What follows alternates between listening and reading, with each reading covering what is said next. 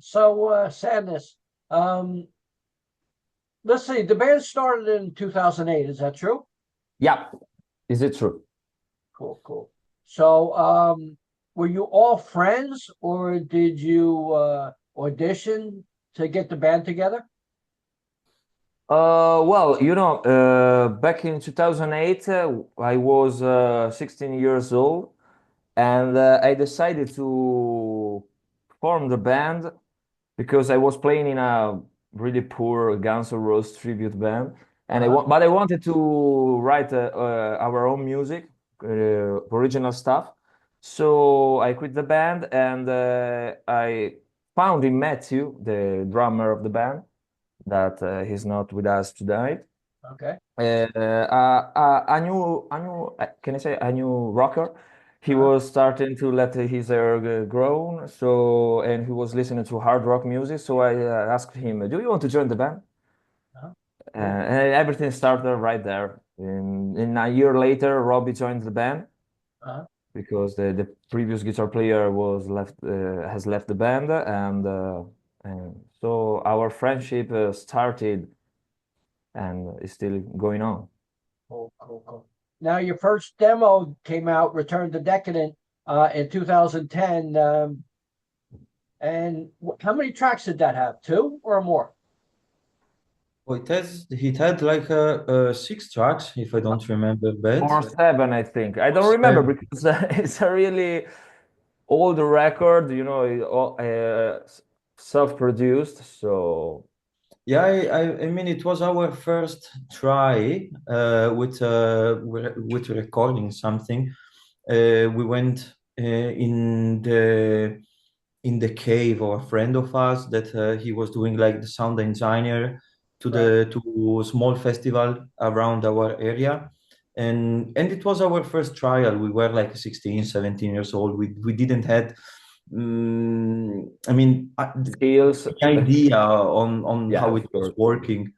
Right. And no, I mean, those were the first songs that we wrote. We didn't record it.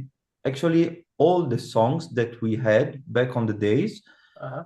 we decided the seven, the six, the seven that we thought they were the better ones. Uh-huh. And then, yeah, it was the first experiment, let's say. But it went for the age, for how old we were, for the experience, and then it was nice to have something. We self-released it. I remember that we bought like 50 or the 100 empty CDs, and we did like a poor MP3 master. I mean, we did like the how it's called that when you copy something, we Uh-huh. had the Yeah, yeah. MP3 files and we put them on. And yeah, it was the beginning. Like, and we had like a small case because it was the cheaper one. We didn't have money. We didn't have nothing. Right. With a white verbatim CD, writing with the marker the name of the band and the songs. It was funny. It Cool. was really fun. Wow. Well, you guys, even from back then to now, you really uh, kept your style and music outlook till today's date. All the way from back then, you guys wrote great lyrics and good music, hooks, and everything else. Even on this new album, it stayed true to the colors of the band. So congratulations on that, because a lot of bands change and like people don't want to hear them no more. You know. So The thing is that the from the first album that we recorded like professionally, that it right, was the like an addiction in 2013, and we always had like this punk style right, Side of us. inside order to write songs or lyrics or those things. Then with the second album, we went a little bit deeper in emotions. It was like it's a darker album, let's right. say, if Uh-huh. we want to. And then with the third and the fourth album, we tried, because I have to admit that we tried to be more commercial, Radio friendly. more radio friendly, exactly, because we wanted to try. I mean, we wanted to rise to, I mean, to anticipate, to try to get famous. Right. But then at the end we saw, I mean, yeah, we still have something to say. We are happy about the songs that we wrote, but I mean, we wanted to put more of ourselves, Of ourselves, exactly. Right. Yeah. And so Vertigo came out. and that happened with the last album, with the Vertigo, the new one. Well, the band is moving really quick in the early days. Like you put out a demo in 2010, another EP in 2011, Life Without Control and stuff like that. And right after that, you got to play Glam Fest in 2012. So in 2 years, you guys were moving pretty good, huh? Yeah, it was nice because I remember that here in Italy there were a lot of bands and in France too. So he had there were a really great movement here in Europe, and we had that chance to play there in France, and it was great. Unfortunately, we were really young and fools, so we were acting like superstars. So, but it was funny, a nice memory. Cool. And then we started to do things more seriously the year later when we decided to record the first album, real album, as Robby said, and we became a power trio. Right. And still we are a power trio. So yeah, it was like something forced actually, and I tell you also, it's not a secret, but it's like a good story to talk about it, because we always been in four. When Mark and Metyou founded the band, I came 1 year late, 1 year after, because the other rhythmic guitar player left the band, and I joined them, and we were in four. Then we recorded the first, let's say, album, EP. Then the other lead guitar player left, and then we found a new one, and we recorded the other demo. And then 1 year and a half later, he also left, and we had another guitar player that helped us. And if you listen to our first album, there are like 6 or 7 solos that he wrote, and we decided to keep on the songs of the first album. And then he also left because we had he had some troubles for the job that he was doing. He was working he's still, as far as I know, working as a chef. He was doing seasons, and it was kind of hard to combine the things. Also because we were far away, he had to drive like 150 kilometers. It was hard, and he was like, you know what, I'm leaving. I leave the band, and we were like, okay, we are in 3. I wasn't, as a guitar player, so good as him, and I was like, look, let's try. We try, we give a shot. If it's working, okay. If it's not working, we are gonna find somebody else. And at the end, it worked, and so we kept it. That's why we decided to stay in 3. It's also easier if you think about it. It's funny, but it's also easier for when we're doing trips, because we're in 3. Right. We can fit all of us in one car. It's easier also to organize things because we are just in 3.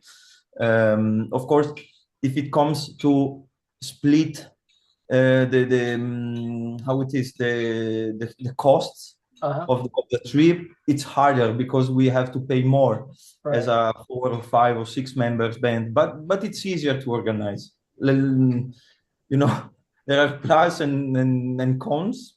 But yeah. Cool.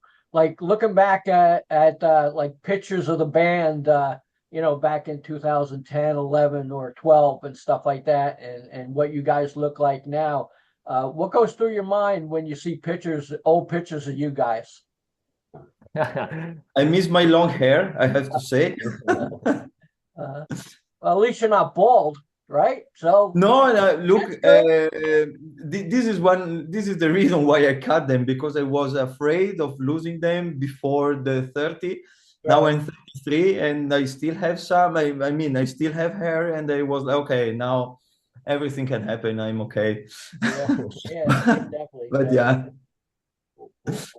So let's get into Vertigo. We'll go down track by track and tell me a little bit about each song and stuff like that. So first we'll start off Per Aspera. Tell me a little bit about that. Yeah. I really like that song because it's a typical, I like to call them a typical SANDNESS song, because they are self-motivational songs. Because often I am the first one who has to be motivated sometimes, because with the bands we have of course, like everyone in the world, ups and downs. And I was like, oh my God, we aren't going to do anything with music. Sometimes I'm down, and so I say to myself, come on, Mark, you have to write a song, and come on, we can do it. We will do a nice song. We can do a nice record. So let's do it. So if you listen either to Per Aspera and also, for example, From Zero to Hero, are the same kind of songs, With the lyrics, or better, with the title, I've getting inspired by Ghost, who wrote a song, Per Aspera d'Inferi. That is a cool trick. And but I wanted to say the original Latin motto, Per Aspera d'Aspera, who means that you can reach the stars even through adversities, And I like that. It has a cool riff. It has a cool chorus, so it's really powerful, and I like it.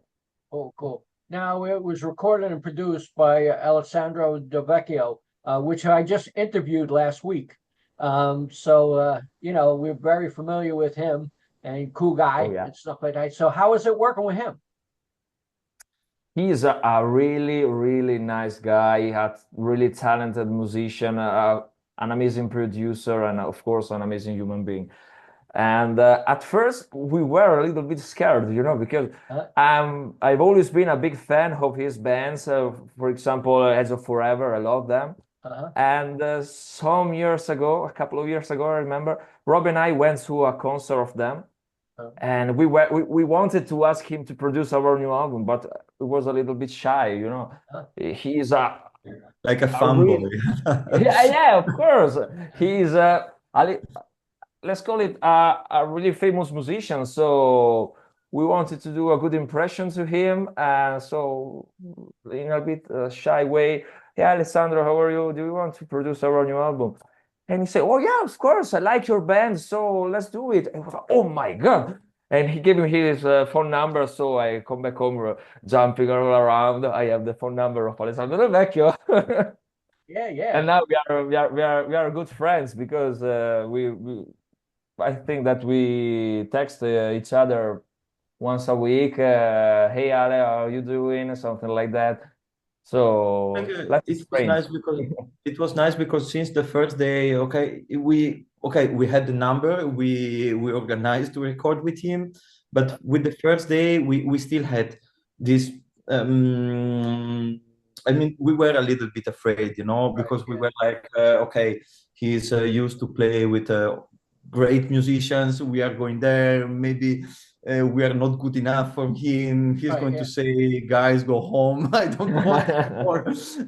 we were afraid, but then after like not even 1 hour, we started really have jokes together, like from the beginning. We created a good connection, and then that it remains. Until now, it was like the same level from through all the albums, through all the days that we've passed together. And something really amazing. I couldn't even thought that it would have been like that. Really. Cool. The guy's a legend.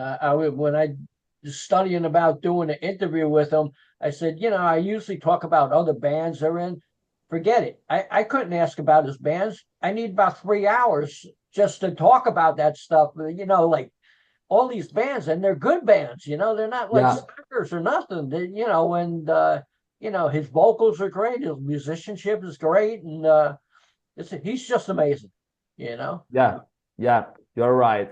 In fact, I loved to be on studios, maybe on some breaks that we did from the recording sessions. Right. And he told us a lot of stories about working with great musicians, like, for example, Glenn Hughes or Tommy Aldridge, Dean Castronovo. And it was like, oh my God, and we are working with you too. So Yeah, we have you been know, really lucky. that's very good for you guys, you know. Very good, you know. Thank you. So let's go to track two, The Match. Tell me a little bit about that. This is a song that talks about anxiety because unfortunately is let's call it illness, an illness that is not so common to talk about because maybe someone could be scared Afraid? to talk about it or exactly. And I have suffered about anxiety sometimes, my wife's too. So I wanted to talk about this illness Uh-huh. and to tell to all the people that you can win this match. In fact, the song is called The Match Mhm. between you and yourself, and you can do it. Cool, cool, cool. Track number three, Draw the Line, which is one of my favorite tracks on the album. You know, I picked three songs that I really like the most out of this, and that's one of them. Tell me a little bit about that song, Draw the Line. The Draw the Line, as far so it came out in a funny way because I had a riff in my mind, but I played wrong at the rehearsal. And then at the end, we decided, and I was like, okay, it works better. And then we started working on it. For what concerns the lyrics, Mark told me that he wrote it thinking about me because I left, I moved. I'm not living in Italy since 2 years, Right. and I moved in Germany. I'm actually not so far away still because it's like 400 kilometers. It's not the end of the world. But anyway, before we were used to meet like 2-3 times a week, doing Right. rehearsal all together, passing time together. And now everything changed, let's say. We are meeting once every month and a half. And it's like, of course, I was a little bit afraid because I was, man, we are changing our routine, we are changing our comfort zone. It's not going to be anymore the comfort zone. Right.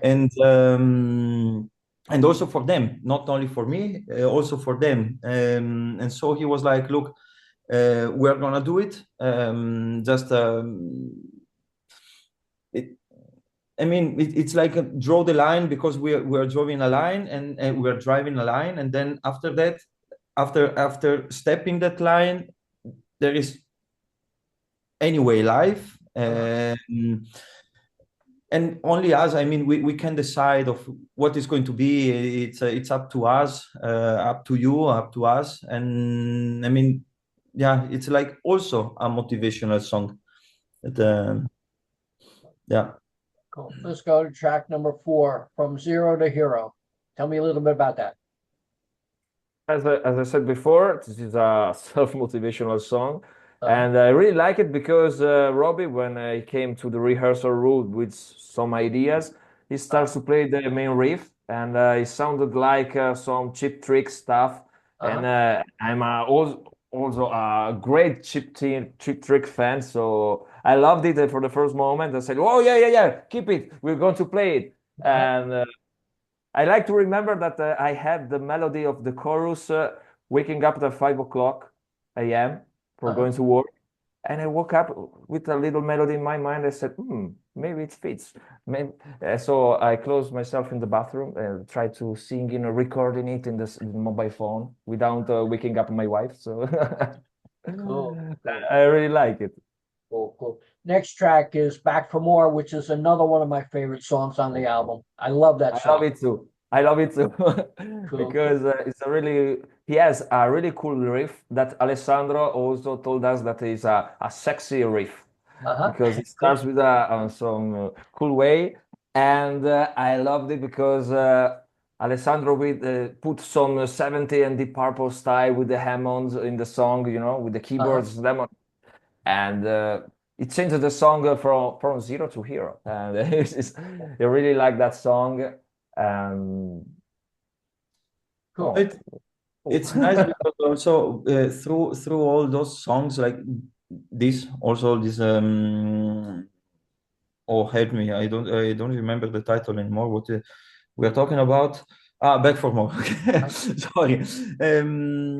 You can feel and you can spot all the influences that we had recording the album. This one is a Deep Purple style song, not only because of the Hammond, but also the riff that I Right. have at the beginning. And then yeah, I mean,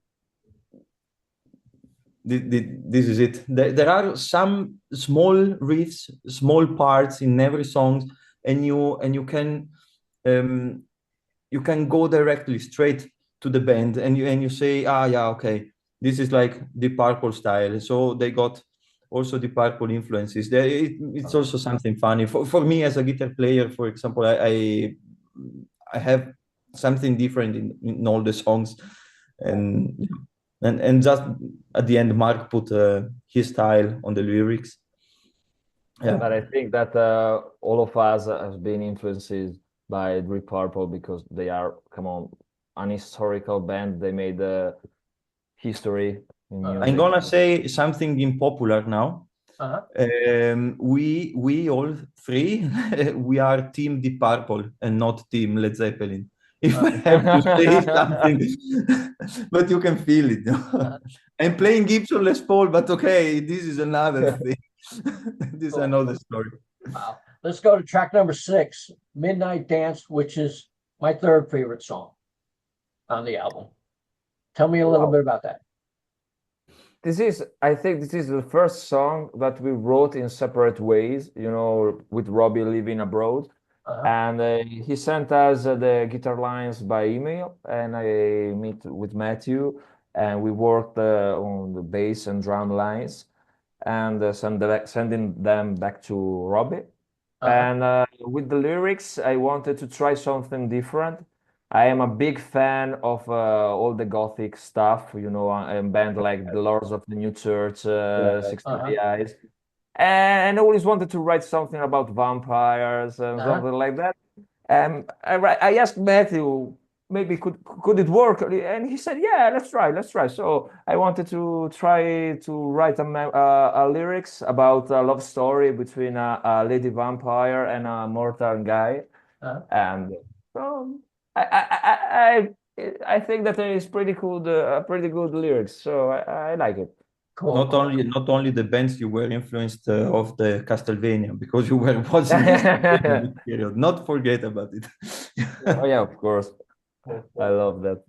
How about Rock and Roll High?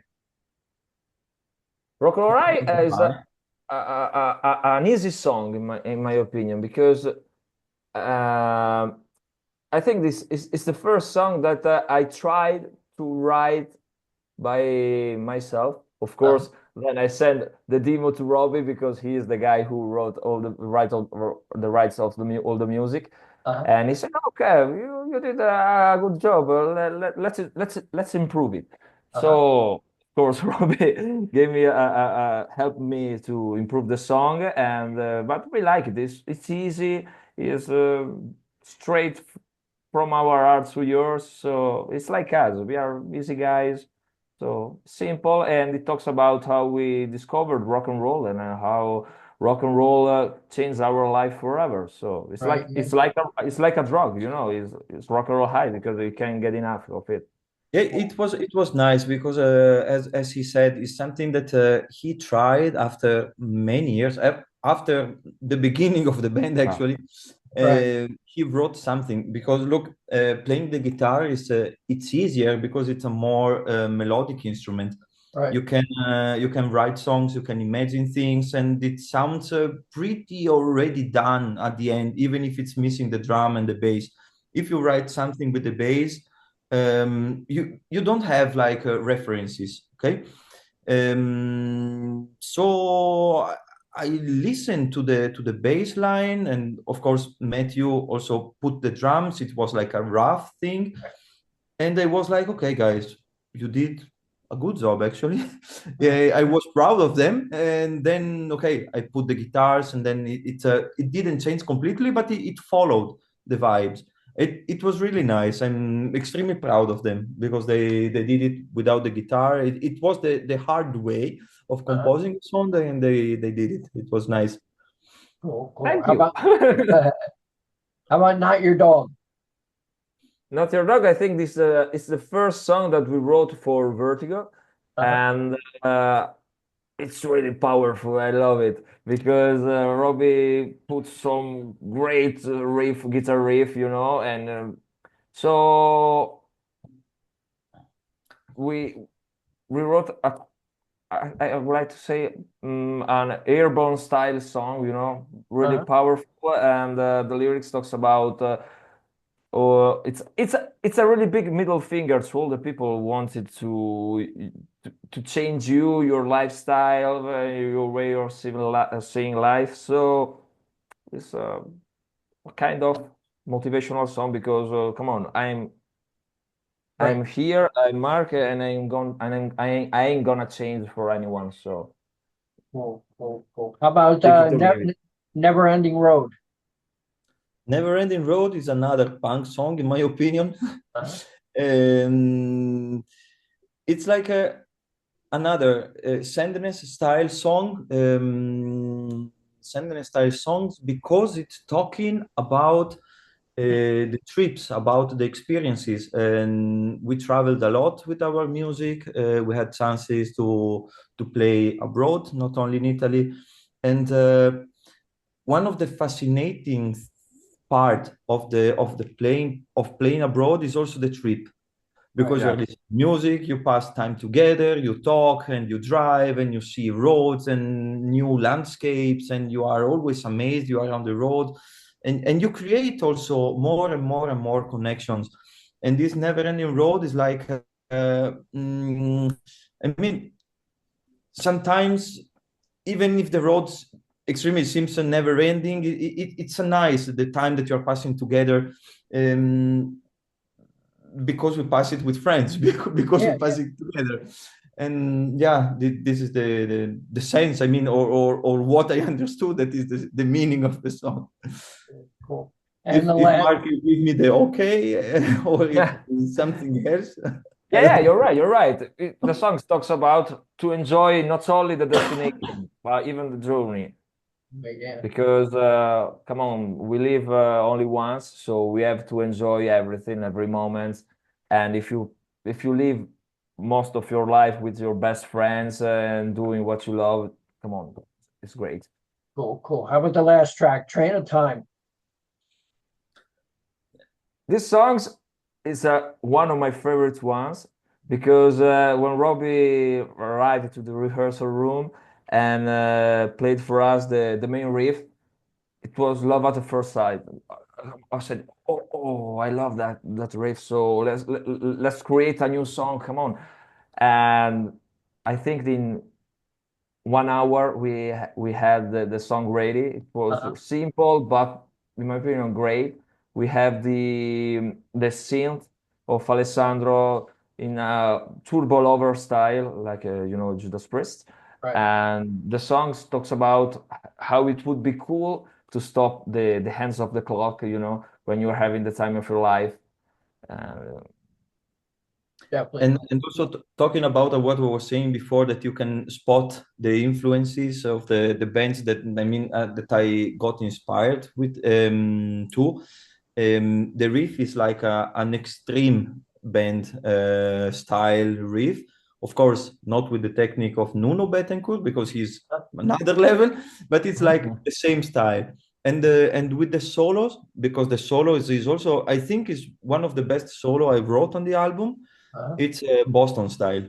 I really love how they combine, how they gave the start, let's say, Boston to the hard rock music of the 80s. Right.